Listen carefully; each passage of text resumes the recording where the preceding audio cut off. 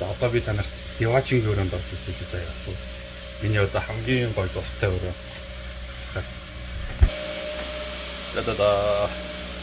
Энд одоо ингээд бяцлаг боож болох өрөө. Орж ирэхээр өнөр мөнөр бол бүр тасархаа заяа. Ингээд бүх төрлийн бяцлаг. Энэ миний одоо пармежан багш байна.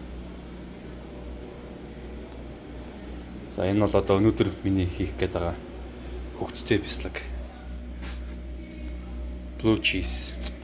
Эднийх ерөөхдөө хоёр төрлийн хөвгцтэй бяцлаг хийдэг.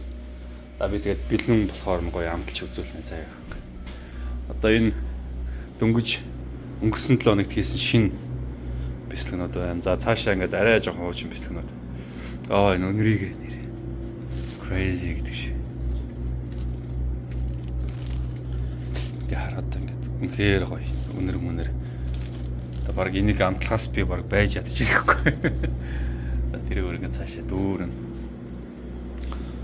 За одоо энэ өөр ингээд өөр төрлийн бяцлагнууд байна. За энэ бол finger legs gold гэдэг түрүүний пармежан төрлийн төстэй гэх юм уу? Бяцлагнууд. Crazy.